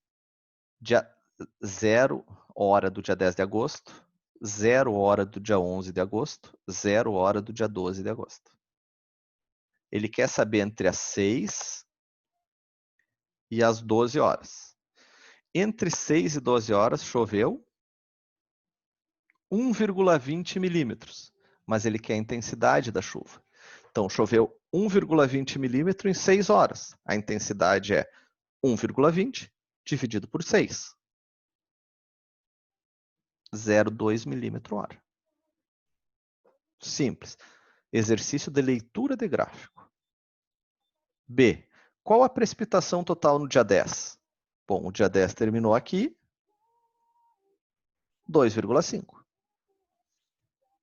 Sem maiores problemas. E no dia 11? Bom, o dia 11 terminou aqui. 6,25. Mas o dia 11 começou aqui. Então, é 6,25 menos 2,5. 13,75. E a maior intensidade entre 30 e 60 minutos? Bom, o 30 e 60 minutos não querem dizer nada aqui. Eu não consigo usar isso. Mas eu preciso a maior intensidade. Qual é a maior intensidade? A maior inclinação da reta. Então, eu vou pegar o ponto que tem maior amplitude de chuva em menor tempo. Então, eu estudo aqui, essa aqui é a maior curva, a maior inclinação. Ó. Então, 5 menos 2,5 dividido por 6. Acho que é 6. 0,42 milímetro hora. Então, entre a 0 hora do dia 10 de agosto e as 8 horas do dia 12 de agosto de 1971, a maior intensidade foi 0,42 milímetro hora. Ok? Exercíciozinho simples. Qual o volume de água precipitado em metro cúbico sobre uma bacia de 432 km² com uma chuva de 18 milímetros? Exercício de mudança de unidade. A bacia tem 435 km² e choveu 18 milímetros. Eu tenho que multiplicar os dois valores ambos em metro, certo? Bom, milímetro para metro eu divido por 1000, ou vezes 10 na menos 3. Quilômetro quadrado para metro quadrado eu multiplico 1 milhão, por 1 milhão, ou 10 na 6. E depois é só multiplicar os dois valores. É uma mudança de unidade. Simples de novo. Qual seria a vazão de saída dessa bacia? Essa bacia aqui. Cadê meu dedo? Aqui. Considerando que a mesma fosse completamente impermeável. Bom, tem um detalhe nesse exercício. A grande vantagem da aula gravada é que vocês vão poder ouvir isso de novo. Não disse em quanto tempo isso ocorreu. Então, para fins de exercício, definimos em 1 hora. Então, o volume de água era 7.830.000 metros cúbicos. Em 1 hora, eu tenho que dividir 7.830.000 metros cúbicos por o número de segundos em 1 hora, 3.600. Só que em lugar nenhum disse essa 1 hora. Se o problema disser o tempo, use o tempo. Usei 1 hora porque não tinha tempo. Então, 2.175 metros cúbicos por segundo, uma vazão expressiva. Esse exercício é bem interessante, gente. Percebam. Um solo tem 60 centímetros de profundidade. Então, tem 60 centímetros de solo até atingir a rocha. Que ele tem 0,14 centímetro cúbico por centímetro cúbico de água. Ou seja, ele tem 14% de umidade. Após uma chuva, esse conteúdo subiu para 0,26. Então, eu tinha 14% de umidade, foi para 26%. Quanto choveu? Interessante esse exercício, para abrir o raciocínio. Bom, eu estou calculando ele aqui muito devagar, tá? Passo a passo. Dá para fazer bem mais rápido, mas para não ter problema, ele está passo a passo. O volume do solo. Separei um pedaço de 1 metro por 1 metro, tá? Só para a gente... Podia pegar a área total, mas não vai mudar nada. Eu preciso de uma parcela, como eu estou trabalhando em porcentagem. Volume de umidade inicial, 14% desse total. Então, 84.000 centímetros cúbicos. Umidade final, 26% daquilo, 156.000. Quanto de umidade teve o aumento? 156.000 menos 84.000, ou seja, 72.000 centímetros cúbicos. Tá? Isso aumentou. Eu tinha essa umidade inicial, fui para essa final. São 0,72 metro cúbico, né? Passei centímetro cúbico para metro cúbico. E aonde isso aconteceu? Isso aconteceu na minha parcela inicial de 1 metro quadrado. Se eu tivesse feito esse problema com uma área inicial, considere uma área de 132 km quadrados. Beleza. Eu ia substituir aqui por 132 km quadrado convertido em metro quadrado. Ia colocar aqui, ia colocar aqui. A diferença é que aqui no fim, eu ia dividir pelo 132. Entenderam? Então, o que é?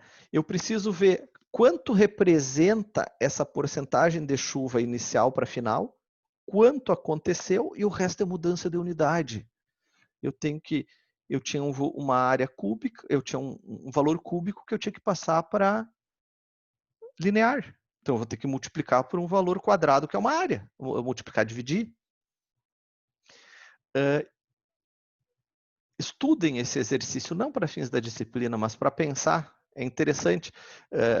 No que tu tá a par das unidades, tu resolve muita coisa só com mudança de unidade. Só percebendo a unidade. Considerando a curva EDF do DEMAI, para o posto pluviográfico do Parque da Redenção, qual a intensidade da chuva com 20 minutos, de duração de 20 minutos, que tem 10% de probabilidade de ser igualada ou superada? Bom, fórmula nova. Tempo de retorno é 1 sobre probabilidade. Tá? Então, a minha probabilidade era 10%. Então, tempo de retorno vai ser 1 sobre 0,10, 10 anos. É a única que a probabilidade de 10% e o tempo de retorno dá o mesmo, tá? Se a probabilidade fosse 20%, era 1 sobre 0,2, o tempo de retorno era outro. Então, foi um acaso, dá 10% e 10 anos. Então, primeira coisa, passei a probabilidade para tempo de retorno. 10 anos. Agora vou pegar no gráfico. Uma chuva de 20 minutos. O 10 anos é esse aqui. Tá aqui, ó. 95 milímetros. Tá ali a curva de 10 anos de tempo de retorno. Duração 20 minutos. 95 milímetros hora. Esse é o resultado. E esse exercício é muito prático, gente. A prefeitura de uma cidade está sendo processada por um cidadão cujo carro foi arrastado pelo escoamento de água da rua durante uma chuva. Então, choveu, inundou. Só um pouquinho, gente. Tem alguém que está aí na aula? Sim. Não. Tá, ó, eu vou mostrar. Sim. Ó, vou mostrar uma coisa para vocês. Sim. Ligou minha outra câmera?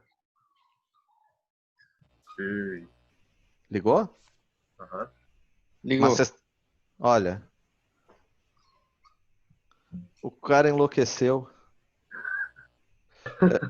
Eu quero trocar de vida com ele.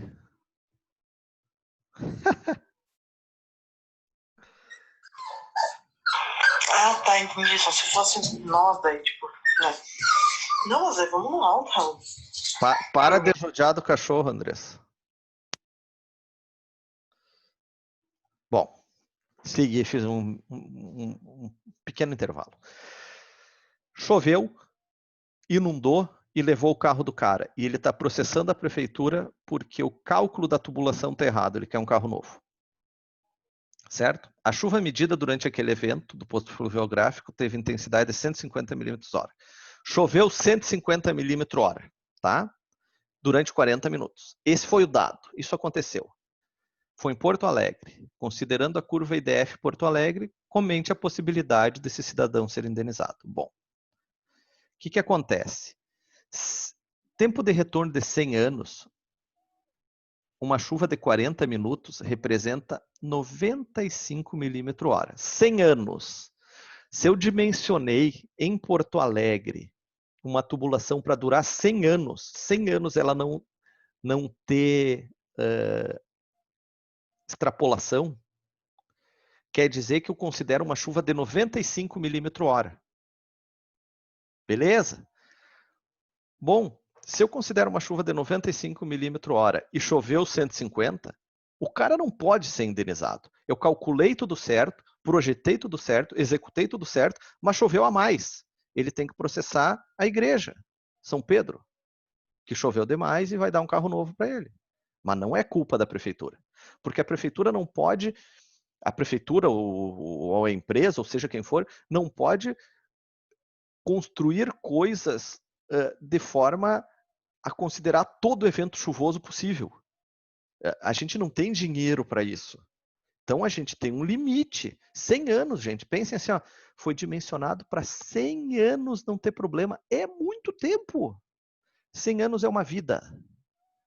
Cara, meu bisavô disse que alagou. Pô, isso é muito tempo. A gente está acostumado a alagar todo ano. Entenderam? Esse é o raciocínio desse problema. Espera aí que eu tenho que desligar o microfone do Douglas aqui. Daqui a pouco vai aparecer alguém vai falar uma bobagem, sem querer. Bom, exercício de evaporação, tá? Esse exercício aqui é um exercício prático, básico, que nós conseguimos calcular a evaporação potencial medindo poucos dados, que é chamado método de Penman. É um ábaco, tá? Quem é bom no Excel aí um dia... Egediel, pode ser tu, cara. Nós podíamos fazer no futuro um TCC transformando o método de Penman numa planilha de Excel. Como assim? TCC eu já acabei. Já acabou? Tu fez com quem? Rapaz, tô fazendo Com quem? com o amigo Ederzão. Ah, com o Éder tudo bem, achei que era com o André. Já ia brigar contigo. Nós podemos fazer uma pesquisadora. Não, uma pesquisadora. Tá, desliga aí. Certo? Então é um ábaco. Eu preciso de algumas informações que são temperatura média, número real de horas de sol, número máximo de horas de sol, radiação incidente na atmosfera e velocidade do vento a 2 metros. Eu tenho que ter essas informações, jogo no ábaco e tenho a evaporação potencial. Certo? Vamos lá. Radiação incidente. Tá, não é o caso aqui. Esse é o ábaco. Ó, esse ábaco era péssimo. E eu refiz todo no Corel. Deu um trabalhão. Mas tá aí até hoje. Ó. Certo, aqui está o exercício. Ó. Estimar a evaporação ocorrida no reservatório de Guarapiranga, latitude 23 sul, em outubro. E os dados: 18 graus de temperatura, número de horas de sol 10 horas, umidade relativa do ar 60% e a velocidade do vento a 2 metros, 5,5. Por que a 2 metros? Porque eu tenho que ter um balizador, né, gente? O vento muda com a altura, então eu tenho que ter um balizador da altura do vento. Essa minha câmera está muito ruim. Bom, radiação incidente. Outubro, 23 graus de latitude sul, 897 caloria por centímetro quadrado por dia. Retirei da tabela. Número máximo de horas de sol por dia, que é o D maiúsculo. Outubro, 23 graus, 12,6. Então, primeira coisa, uso as duas tabelas. Calculo esse N sobre D, que é o número real de horas de sol pelo número máximo, 10 sobre 12,6. Umidade, o problema D, 0,6. Temperatura, 18. Velocidade do vento. E trabalho com o ábaco. O que a gente faz aqui? Tem que ler aqui em cima. T, temperatura 18. N sobre D, calculamos 0,79. Traça a linha, esse é o valor, menos 3,6. Está aqui ele, o E1. Temperatura 18, N sobre D, 0,79. Daí eu tenho um valor secundário aqui, né? Fixo ele. RA 897, 5,4. É só seguir isso aqui, ó. Com o T e o ND eu chego a isso. Com esse valor acessório e o RA, eu chego no E2. Temperatura 18, umidade 0,6, chega no... Não sei se dá para chamar de acessório. Não é acessório, é... Ah, faltou o termo. Mas é um valor antes de chegar no final, entendeu? Não tem representatividade física nenhuma. N sobre D 0,79, o E3 é 1,9. Temperatura 18, velocidade do vento 5,5, tem o valor provisório aqui, e o H 0,6. Aqui está errado, tá? 3,9 é 2,9, mas eu ainda não mudei isso faz 10 anos, então vai continuar errado. Cuidado, o primeiro E todo é negativo.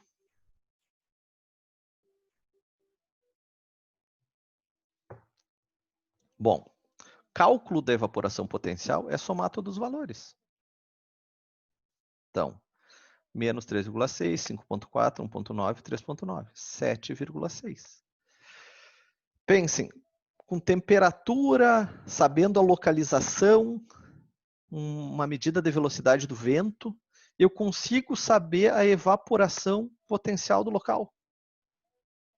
É muito interessante isso, muito útil. Muito útil. Ah, por isso que não estava dando certo a minha câmera. Eu tinha cortado um pedaço, agora eu entendi. E aqui é um cálculo bobo, assim, ó. Essa evaporação, considerando uma área, quanto é uma área de 10 km quadrados? Uma área de 10 km quadrados, essa evaporação, seria relativo a qual abastecimento, assim, só para eu pesar, né? Então, 7,6 milímetros evaporados em 10 km quadrados são 76 milhões de litros dia. como uma pessoa consome 200 litros por dia, essa evaporação é o suficiente para abastecer 380 mil pessoas por dia. Mas isso aqui é só essa parte aqui é só para... Ah, droga. Só para ter uma noção de volume. Vamos lá.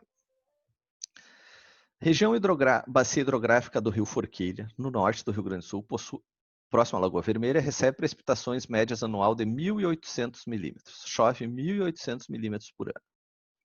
No município de Sananduva, há um local em que são medidas vazões desse rio. E uma análise de uma série de dados diários ao longo de 11 anos revela que a vazão média é 43,1 metro cúbico por segundo. Chove 43,1 metro cúbico por segundo. Não, a vazão, 43,1. Considerando que a área da bacia nesse local é 1.604 km², qual a evaporação média anual dessa bacia? E qual o coeficiente de escoamento de longo prazo?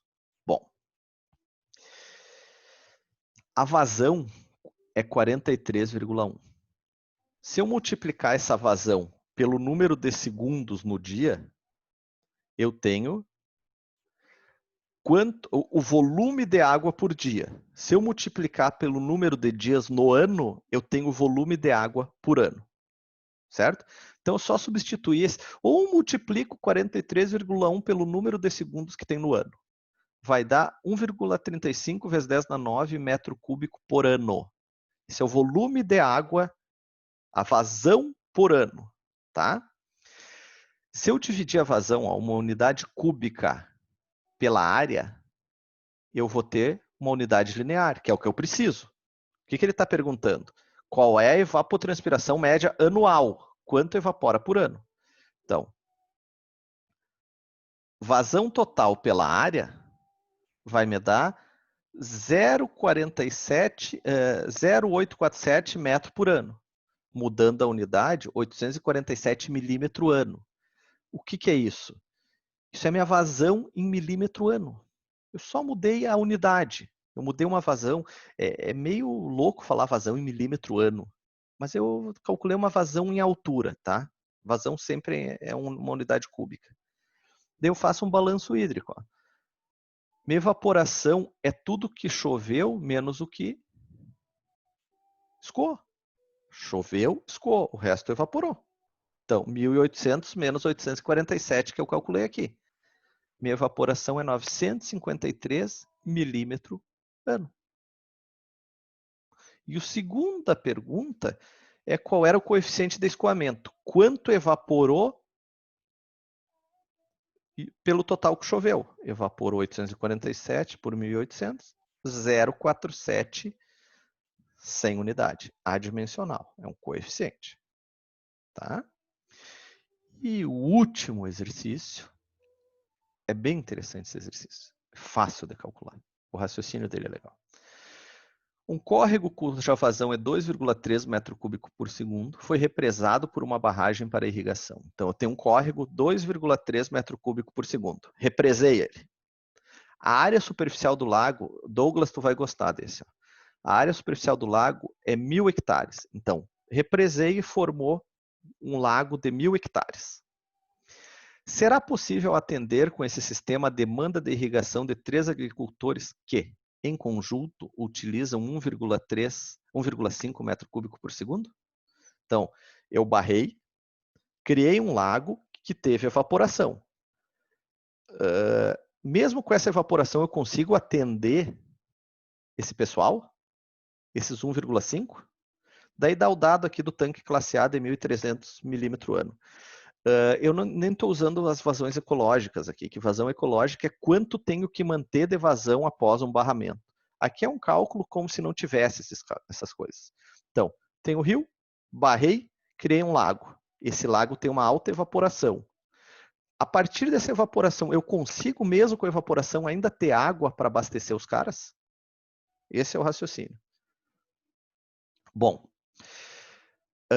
o tanque classe A mediu 1.300 milímetro ano. Como ele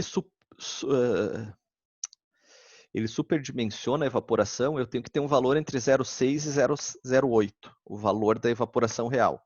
Considerei a média, 0,7. Não gosto de média, mas foi. Então, a evaporação lá é 910 milímetros ano. Então, evapora 910 milímetros a cada ano. Se eu multiplicar essa unidade linear de evaporação pela área, eu vou ter uma vazão de evaporação. Então, milímetro para metro divide por 1000, quilômetro quadrado para metro quadrado multiplica por 1 milhão. Então, são 1000 hectares de lago, está aqui. A minha evaporação foi 9,1 vezes 10 na 6 metro cúbico ano. Se eu dividir pelo número de segundos, dá 0,29 metro cúbico por segundo. Bom, eu tinha 2,3. Barrei. Perdi por evaporação 0,29. Sobrou 2,01. Os agricultores precisam 1,5. Eu tenho vazão ainda. Esse é o cálculo de barramento. Claro, na prática existe vazão ecológica, existe um monte de coisa. Um monte de outras coisas. Eu tenho que considerar aqui 95, que a vazão tem que continuar passando. Mas se não houvesse isso, o cálculo era esse. Era um cálculo direto assim.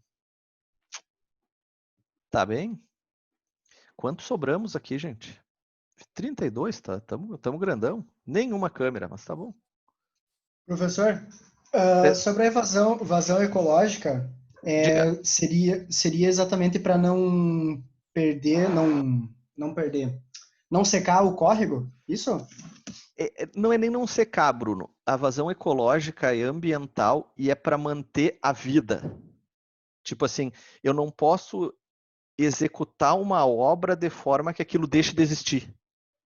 Então, o rio vai continuar funcionando. Existem várias vazões ecológicas. A mais usada é a Q95, que é assim, ó, eu vou calcular a vazão do rio, 95% é aquela. 95% do tempo.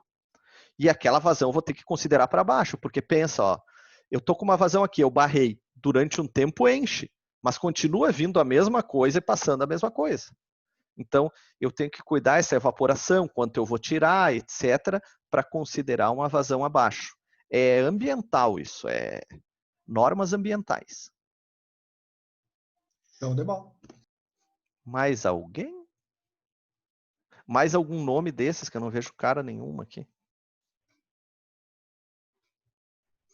Tá bem então, amiguinhos. Aí, Bruno, apareceu, tomando mate.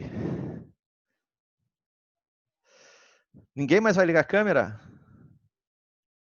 Aê, o Douglas tá assustador ali, tchê. Tá doido? É feriado aqui, hoje eu tenho aula, né? É? Feriado aqui. Tu tá onde? Eu sou de Cândido Godói, tô em Cândido Godói. Em Cotói. Sabia que eu trabalhei aí? Mas que jeito, onde? Sério, não era bem aí, mas era na Craft House. Ah, eu trabalhava ali embaixo da empresa. É, mas foi em 2008. Mas Não. a obra dele era lá em Santa Maria. Ah, sim. O Gilberto tá bem? Tá bem ele? Tá. O Gilberto e a Alice. Brabo sempre. Ah, ela é mais braba. Aham. Ela é mais braba, Deus o